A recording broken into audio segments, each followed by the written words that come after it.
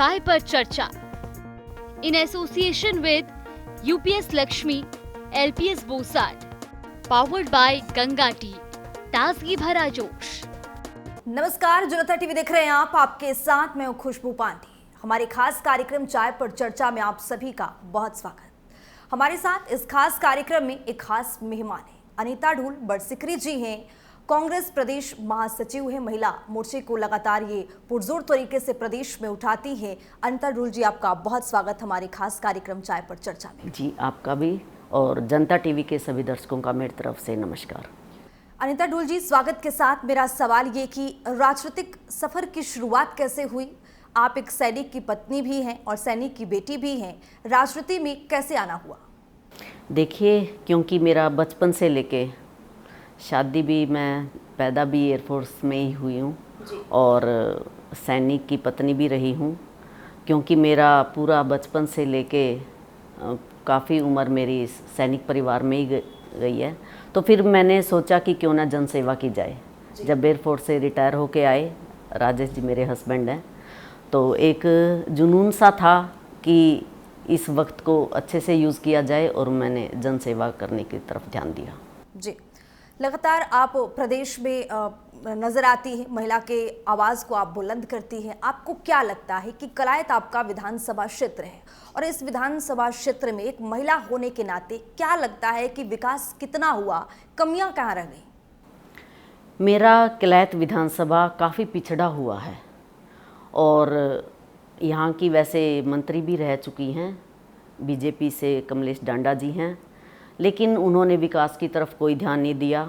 आज जो आम समस्या है, बिजली की, पानी की, सड़कों की, जो मूलभूत सुविधाएं जनता को मिलनी चाहिए, उनसे हमारी जनता बिल्कुल वंचित है। और मैं आपको बताना चाहती हूँ, जब भी माना कोई बात होती है कि विकास की, पानी, पीने का पानी आप ले लीजिए, मेरे हलके में पीने के पानी की बहुत बड़ी समस्या है, पानी की निकासी की समस्या है। जब आप कलायत विधानसभा क्षेत्र में जाती हैं तो जनता की मूलभूत जो सुविधाएं हैं वो किस तरह के दिखता है कि वो नहीं मिल रहा है? लोगों की आवाज़ क्या होती है? लोग क्या कहना चाहते हैं? किन चीज़ों से बहुत ज़्यादा वो त्रस्त हैं? अनेकों कमियां हैं मेरी विधानसभा में। जैसे सबसे पहली बात मैंने आपको पीने के पानी की कही, फिर रोजगार की समस्या है युवाओं के लिए। किसान आज हर वर्ग धरने पर बैठा रहता है, चाहे हमारा किसान है, चाहे युवा है, रोजगार की मांग करता है। महिलाएं हमारी खासकर महंगाई से त्रस्त हैं, वो प्रदर्शन करती हैं। आज महिला वर्ग भी, भले वो महंगाई के लिए आंगनवाड़ी वर्कर हो और मिड डे मील वर्कर हो, खिलाड़ी भी हो, आज हर कोई धरने प्रदर्शन करने को मजबूर है। क्योंकि जो भाजपा सरकार है, इनकी नीतियों से कोई भी वर्ग संतुष्ट नहीं है। जी, जिस तरह से आपने जिक्र किया है किसान, जवान, खिलाड़ी, सरकार लगातार दावा करती है खिलाड़ियों को, जिस तरह से महाकुंभ चल रहा है, ओलंपिक्स में जो खिलाड़ी गए हैं उसको लगातार सरकार प्रोत्साहन राशि देती है, किसानों को एमएसपी की बात करती है। लेकिन क्या ऐसा लगता है कि ये जो चीज़ें हैं सरकार पहुंचाना चाहती है वो कागज़ तक रह जाती है या ज़मीनी स्तर पर देखने को मिलता है? और कमी रहती है तो कमी आखिरकार किस वजह से रह जाती है? मैं आपको बताना चाहूँगी, आप किसान की बात कर रहे हैं, किसान एमएसपी की गारंटी 3 साल से किसान मांग रहा है, दिल्ली को घेर के बैठा रहा। हमारा किसान वर्ग ने 700 साढ़े 700 किसानों ने शहादत दी, अपना घर परिवार छोड़ के दिल्ली के पास आए। हर रोज़ ना हर रोज़ कभी किसी का बेटा मरता था, कभी किसी का पति मरता था, कभी किसी का भाई मरता था, लेकिन फिर भी ये सरकार नहीं जागी, एमएसपी की गारंटी आज भी नहीं दी। आपको मैं युवाओं की बात कर लेती हूँ। युवा भी बेरोज़गार हैं, बेरोजगारी से दुखी होकर गलत रास्ते से वो विदेशों में पलायन कर रहे हैं। आज किसी के घर में एक बेटा है, किसी के 2 बेटे हैं। चलिए ठीक है, अगर पढ़े लिखे हैं, अच्छे सही तरीके से जाते हैं, वो अलग बात है, लेकिन जो डोंकी के थ्रू जाते हैं, अपना घर ज़मीन गिरवी रख के जाते हैं, कर्जा उठा के जाते हैं और फिर वहाँ वो गलत रास्ते से जाते हैं, तो वो पहुँच भी नहीं पाते। जिस तरह से आप जिक्र कर रही हैं पलायन को लेकर, ये बड़ा मुद्दा है रोजगार को लेकर कि जब रोजगार अपने प्रदेश में नहीं मिलता है, देश में नहीं मिलता है, तो पलायन करते हैं बच्चे। पलायन एक बहुत बड़ा मुद्दा रहा है। सरकार ये कहती है कि बिना पर्चे खर्चे के नौकरी दे रहे हैं। क्या लगता है कलायत की जनता को, कलायत के बच्चे तक ये नौकरी पहुंची है? मैं आपको बताती हूँ, ये इनके झूठे नारे हैं। बिना खर्ची पर्ची, चाहे कोई भी नारा हो, वो हकीकत में कुछ नहीं है, सब कागजों में है। कहती है बिना खर्ची पर्ची की। सबसे पहले तो ये भर्ती ही नहीं करती। जैसे हमारे इसमें प्रदेश में 2 लाख भर्ती खाली पड़ी हैं, वो भर्ती नहीं होती। और फिर दूसरी बिना खर्ची पर्ची की बात, इन्होंने तो कितना गलत सिस्टम चलाया हुआ है। प्रॉपर्टी आईडी और फैमिली आईडी जो याशी कंपनी से इन्होंने ठेका दिया हुआ है कि आप वो डाटा कलेक्ट कर लीजिए, उसमें अनेकों खामियां हैं। आज हमारा, जैसे मैं गांव में जाती हूँ, आज हमारा परिवार में जितने भी मेंबर हैं उनमें से एक हर रोज़ घर से निकलता है अपनी फैमिली आईडी ठीक करवाने के लिए, प्रॉपर्टी आईडी ठीक करवाने के लिए, अपनी पेंशन बनवाने के लिए। आज जिंदा होने का सबूत भी देना पड़ता है, क्योंकि लोगों की पेंशन कट चुकी हैं और वो सबूत देते हैं कि भाई हम जिंदा हैं, क्योंकि वो डाटा गलत चढ़ा हुआ है उसमें। तो वो ठीक करवाने के लिए आज जो वंचित वर्ग है, हमारा बीपीएल कार्ड उनके कट चुके हैं, पेंशन कट चुकी हैं। जी, अनीता ढोल जी, एक पोर्टल को लेकर बड़ा सवाल उठता है। सरकार बहुत तारीफ बटोरती है कि पोर्टल है वो, ऑनलाइन जो सेवाएं हो गई हैं वो लगातार सबके लिए सुविधाजनक हो गया है। क्या लगता है अनीता ढोल जी को कि पोर्टल जो है वो क्या लोगों के लिए आसान रास्ता वो तैयार कर रहा है, या फिर आसान रास्ता नहीं है? ये तो एक खेल चला है पोर्टल। ये पोर्टल की ही सरकार है और कुछ नहीं है, इससे ज़्यादा कुछ नहीं है। जब पोर्टल खुलने की बात आती है तो पोर्टल बंद रहता है। खाद बीज लेने की बात हो, कुछ भी बात हो, तो किसानों को देखिए लंबी लंबी लाइनें लगाए रहते हैं। और मैं जैसे न्यूज़पेपर में भी पढ़ती हूँ खाद बीज लेने के लिए कि हमारा नंबर आए, हमारा कैसे भी नंबर आए, लेकिन कोई भूखा प्यासा जाता है कि अर्ली मॉर्निंग जाता है कि लाइन में लगूंगा, मेरा नंबर जल्दी आएगा, बेहोश हो जाते हैं, गिर पड़ते हैं। तो ये सब कहने वाली बातें, सब कुछ पंजीकरण के थ्रू होता है, लेकिन पोर्टल उनके काम ही नहीं करते। जब काम की बात आती है ना, जब उनको यूज़ करना होता है, पोर्टल धरा का धरा रह जाता है। अनीता ढोल जी महिला हैं, महिला के नाते जब जनता से रूबरू होती हैं तो महिलाएं निकल कर के सामने आती हैं। किन किन चीज़ों पर महिलाओं का ज़्यादा फोकस होता है? और सुरक्षा व्यवस्था एक बहुत बड़ा मुद्दा है महिला को लेकर, उस पर अनीता ढोल जी का राय क्या है? मैं आपको बताना चाहती हूँ, सबसे पहले आज महंगाई चरम सीमा पे है।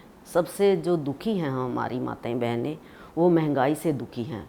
आज महंगाई में घर चलाना बहुत दुर्भर हो गया, और गरीब की तो बिल्कुल, मैं अपनी हरियाणवी भाषा में बोलती हूँ, शायत आएगी। किस लिए आगी? पहले बोलते थे कि गरीब दाल रोटी खा सकता है, इजीली खा सकता है, लेकिन आज दालों के रेट देख लीजिए, आटे के रेट देख लीजिए, हर चीज़ के रेट देख लीजिए आप।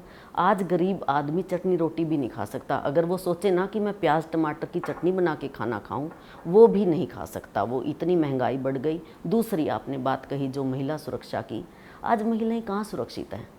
महिलाओं की तो आप बात बहुत दूर की बात है। मैं कहना चाहूँगी आज आम आदमी भी सुरक्षित नहीं है।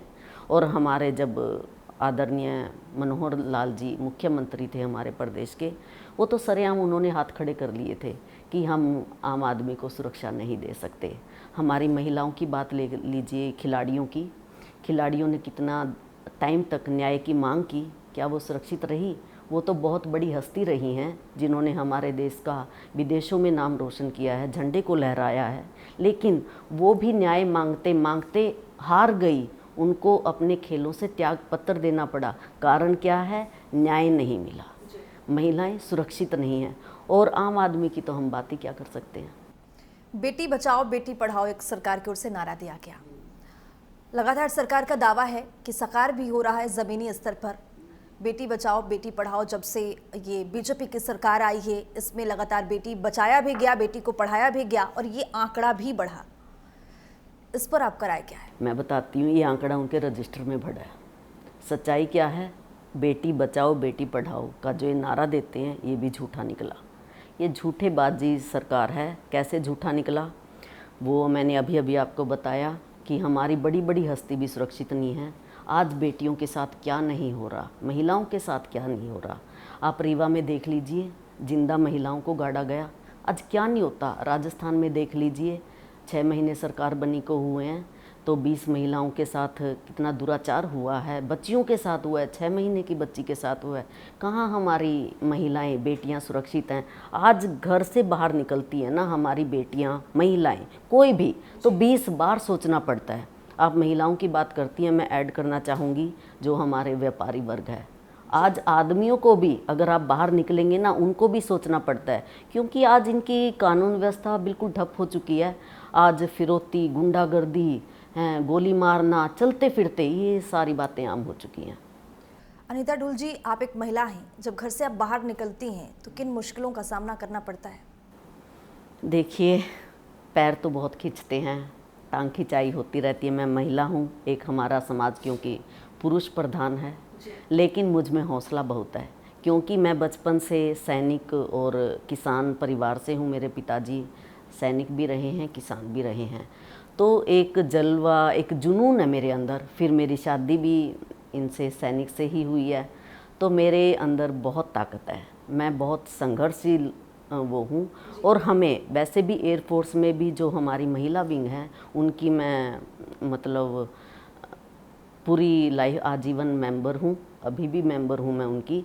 तो हमको बहुत आगे बढ़ाया गया हुआ है, हमें बहुत अच्छी शिक्षा दी गई है।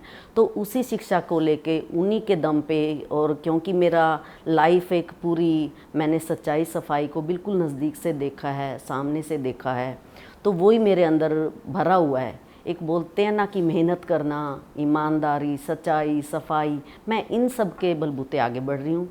तो बाकी तो जीवन तो है ही एक संघर्ष, इनको पार करते जाइए और आप आगे बढ़ते जाइए। आगामी विधानसभा चुनाव है, लोकसभा चुनाव अभी जस्ट बीता है। विधानसभा चुनाव में कांग्रेस पार्टी किन मुद्दों के साथ जनता के समक्ष पेश होगी? सबसे पहले तो मैं बताना चाहूँगी, हमारे मुद्दे तो बहुत वो हैं, लोकसभा में भी जो न्याय पत्र दिया है। और एक और बात मैं इसमें ऐड करना चाहूँगी, कांग्रेस पार्टी का जो न्याय पत्र होता है वो गारंटी होती है, वो जुमलेबाजी नहीं होती। जैसे लोकसभा में भी और आप विधानसभा में भी देख लीजिए, सबसे पहले तो अग्निवीर योजना को ख़त्म करने का काम करेंगे, क्योंकि जो ये इन्होंने हर चीज़ का निजीकरण किया है, ये नियमित भर्ती हटा करके जो एक फ़ौज की भर्ती होती है वो 4 साल पर ये सरकार लेके आई है। दूसरा, इन्होंने कौशल रोजगार निगम के थ्रू रोजगार देने का काम किया है, तो उसको भी बंद करेंगे, क्योंकि एक कॉन्ट्रैक्ट बेस पे है। वो आज इन्होंने भर्ती किया, शायद साल 6 महीने में फिर निकाल दें। तो इनसे जो हमारा युवा है बहुत हताश हो चुका है। तो इससे कोई भी युवा के अंदर एक आगे बढ़ने की प्रेरणा नहीं मिलती उनको, और वो आगे बढ़ने में भी मतलब संकोच करते हैं। जैसे मैं गांव में जाती हूँ, एक और मैं थोड़ा सा आपको बताना चाहती हूँ। गांव में जाती हूँ तो बोलते हैं, कोई तैयारी कर रहे थे, बोले मैम हमने अग्निवीर योजना के लिए, मतलब सेना में भर्ती होने के लिए बहुत हमने संघर्ष किया है, सड़कों पे दौड़े हैं, बहुत मेहनत की है, शारीरिक परिश्रम किया है, लेकिन जब पता चला कि अग्निवीर भर्ती शुरू हो गई तो हमारा सारा करा धरा ठप हो गया, और हम तो यूं के यूं बैठे हैं घर पे।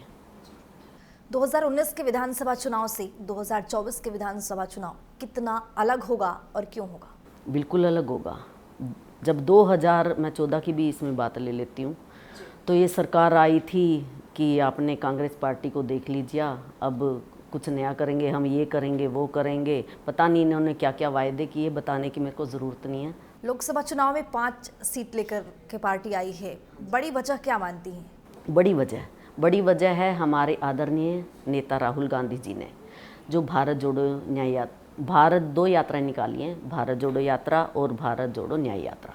उससे बहुत फ़ायदा हुआ है, क्योंकि जो ये सरकार है, भाजपा सरकार, इन्होंने देश को बांटने का काम किया है, जात पात में, धर्म के नाम पे इन्होंने लोगों को बांटा है। इन्होंने तो वही अंग्रेजों वाली नीति अपनाई है कि फूट डालो और राज करो। जैसा कि आपने जिक्र किया कि आपका भी एक रोड मैप है, कांग्रेस पार्टी अगर टिकट देती है, अपने विधानसभा चुनाव के लिए आप चुनी जाती हैं, कौन कौन से रोड मैप होगा जो आप उस पर विस्तार से काम करेंगे? एक तो मेन बात है, हर वर्ग को साथ लिया जाएगा। मैं 36 बिरादरी से मिलकर उनको साथ लेके आगे बढ़ती हूँ।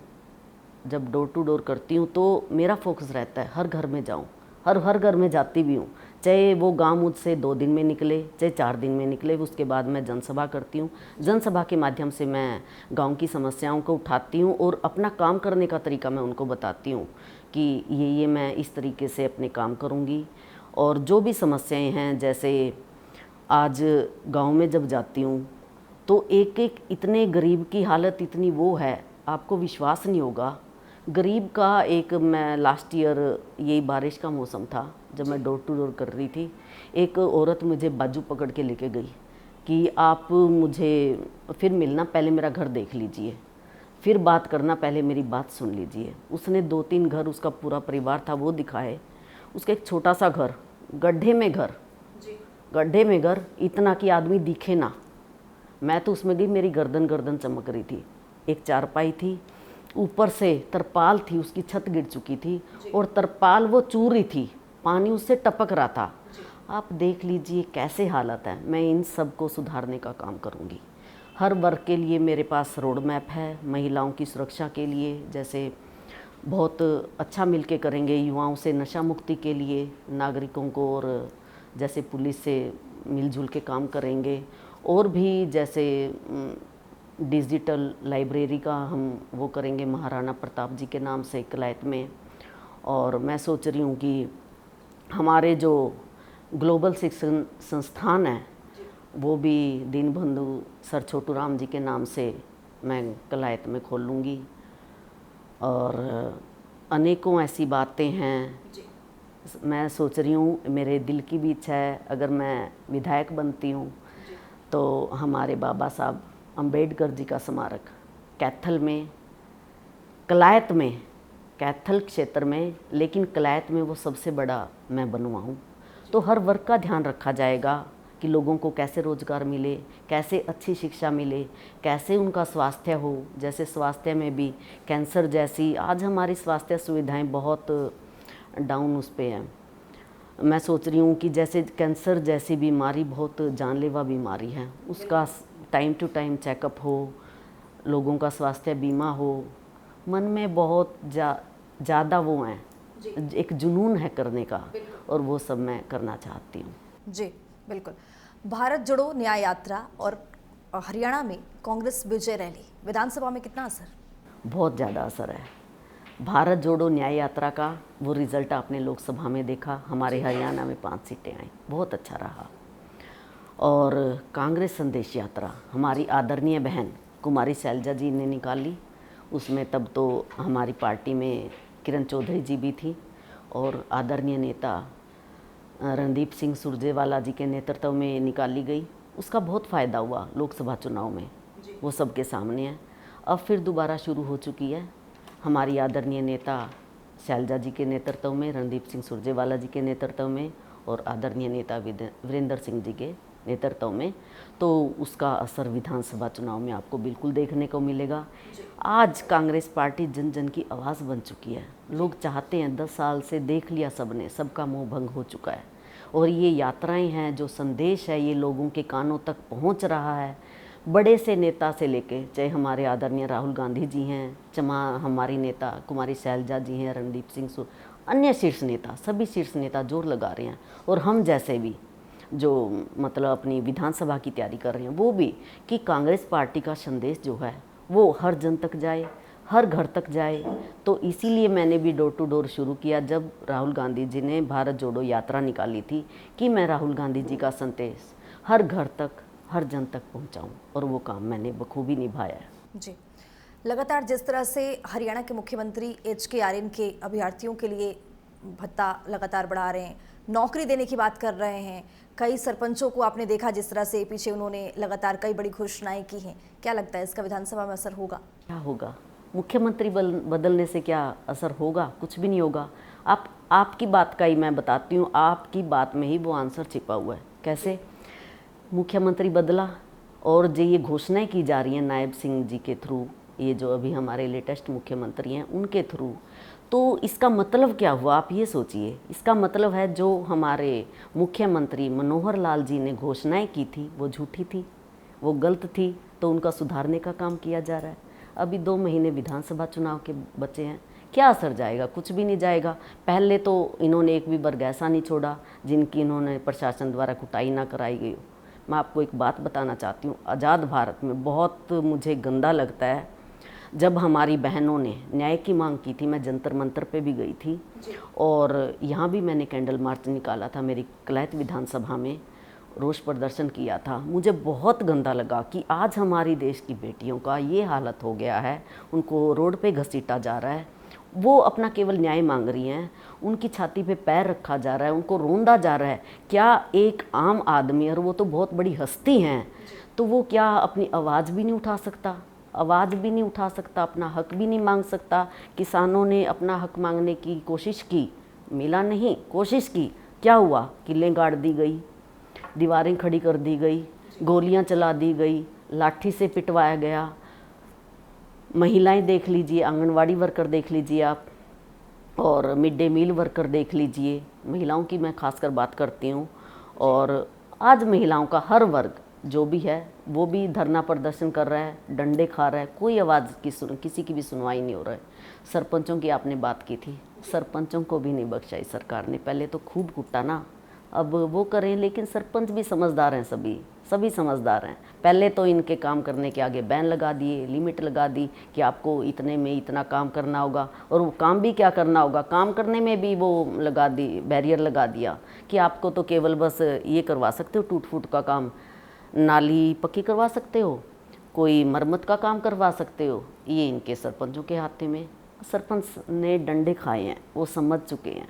अब वो बहकावे में आने वाली 2 महीने की बात है, वो क्या तो करवाएंगे क्या नहीं करवाएंगे। अब कितना भी ये झुंझुना देने का काम ये सरकार कर ले, लेकिन जनता है ये सब जानती है। इस विधानसभा चुनाव में अनीता ढुल जी क्या मानती हैं, टक्कर किसकी है? बीजेपी कांग्रेस की है, या जो अन्य दल हैं, अन्य पार्टियां हैं, उनकी भी इसमें टक्कर होगी? मैं तो कहती हूँ एक तरफा कांग्रेस का माहौल है, किसी की भी टक्कर नहीं है। क्योंकि पहले जैसे भाजपा और पिछली बार 2019 में भाजपा और कांग्रेस की थी, लेकिन अब तो भाजपा से सब उब चुके हैं। मेरे वैसे तो पूरे हरियाणा प्रदेश में इतने ये हालात हो चुके हैं कि लोग उनको अपने गांव में घुसने तक नहीं देते, काले झंडे दिखाते हैं, क्योंकि इन्होंने काम ही नहीं किया, काम ही नहीं किया। अगर वो काम करते, आज सीना तान के गांव में जाते, वोट मांग सकते थे, लेकिन आज वो नहीं कर सकते, क्योंकि 5 साल जनता ने उनको दिए, कुछ भी नहीं उन्होंने काम किया। अनीता ढुल जी, चर्चा के अंतिम पड़ाव में है, जाते जाते ये बता दीजिए कि चुनाव बस कुछ ही पल है, कुछ ही महीने हैं, कुछ ही दिन हैं, चुनाव की तैयारी आपकी कैसे चल रही है? मेरी चुनाव की तैयारी बहुत ज़ोरों से है। मैं 10 वर्ष से कलायत विधानसभा में काम कर रही हूँ, और 10 वर्ष में मैंने कांग्रेस पार्टी के लिए काम किया है। जो भी हमारे शीर्ष नेताओं का आदेश रहा है, चाहे वो हमारे किसानों के लिए धरना प्रदर्शन करना हो, मैं इधर भी आई, दिल्ली भी आई, मैंने अपनी विधानसभा में भी रोष प्रदर्शन किया। महंगाई बढ़ी तब भी मैंने रोष प्रदर्शन किया, उसके खिलाफ हमने आवाज़ उठाई, उसकी भी लड़ाई हमने खूब लड़ी। महिलाओं ने जो मांग की, आंगनवाड़ी वर्करों ने इनके, उनका भी मैंने साथ दिया, उनको भी मैंने समर्थन दिया। सरपंचों ने जब धरना दिया, उनका भी कांग्रेस पार्टी की तरफ से मैंने समर्थन किया। और हमारी खिलाड़ियों ने जब न्याय की मांग की, तब भी मैं उनके साथ थी। हर प्रोग्राम में करती हूँ 10 साल से लेके, भले कोविड भी रहा तो मतलब गांव में जाना, एक दूसरे से मिलना नहीं होता था, लेकिन फिर भी एक भी दिन ऐसा नहीं जब अनीता ढुल बड़सिकरी अपनी विधानसभा में ना गई हो, चाहे मैंने मास्क और सैनिटाइज़र बांटने के बहाने ही मैं क्यों ना गई हूँ। दूसरी बात एक और मैं आपको बताना चाहती हूँ,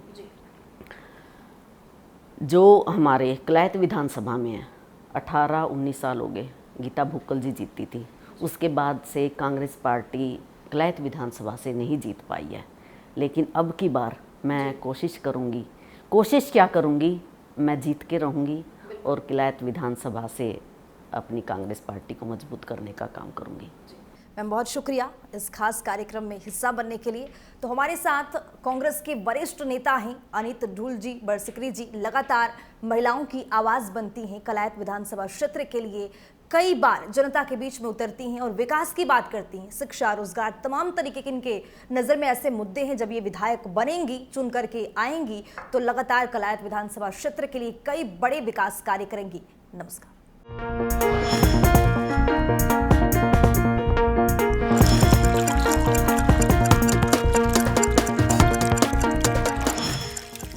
चाय पर चर्चा in association with UPS Lakshmi, LPS बोसाट, पावर्ड बाय गंगा टी, ताजगी भरा जोश।